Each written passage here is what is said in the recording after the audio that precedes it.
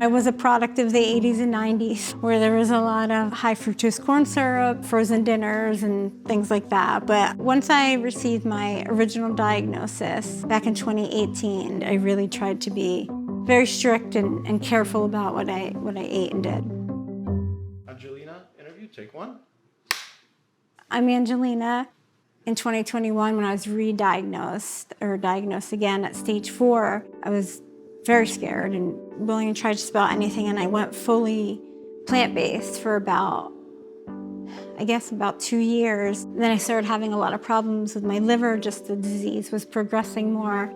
And ironically, I saw the liver specialist who said, no, your liver needs dairy and meat and grease and some healthy fats. And I was like, oh my gosh.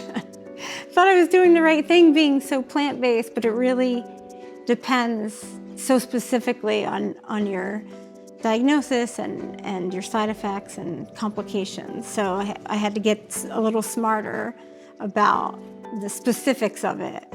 One thing I have learned is I had to start trusting myself and really listen to my body. What's hard sometimes is, as I'm sure many people can relate to, depending on the medicine you're on, some things just don't hit right. Like I ate a lot of seafood, especially like salmon. And like right now, the medicine I'm on, I just can't stomach it.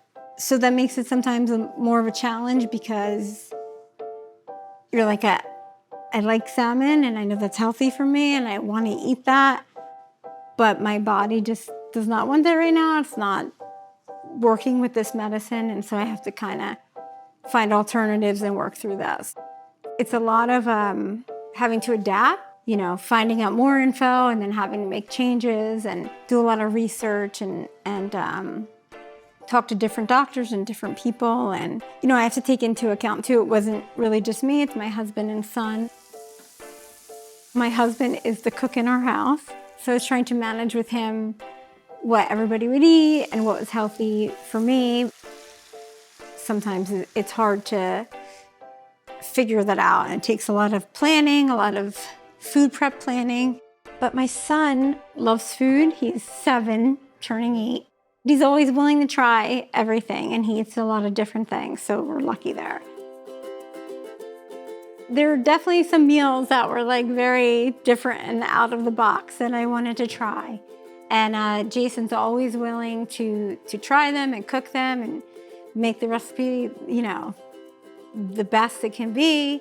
And Alex is always willing to give it a shot and try it. And, we've always, since he was born, wanted to teach him better eating habits than we grew up with in the 80s and 90s. So he knows, during the week, we try to make sure we're eating healthy with lots of vegetables, lots of fruit. We'll have a healthy protein. And then on the weekend, he's allowed to have some fun and enjoy life too, because you have to enjoy. And that's when he can get his pizzas and ice cream or whatever. I think a big one is the moderation.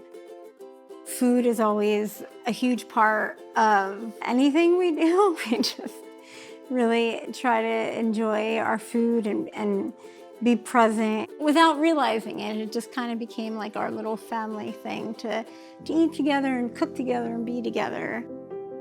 I have focused a lot on nutrition, especially with my diagnosis and treatments.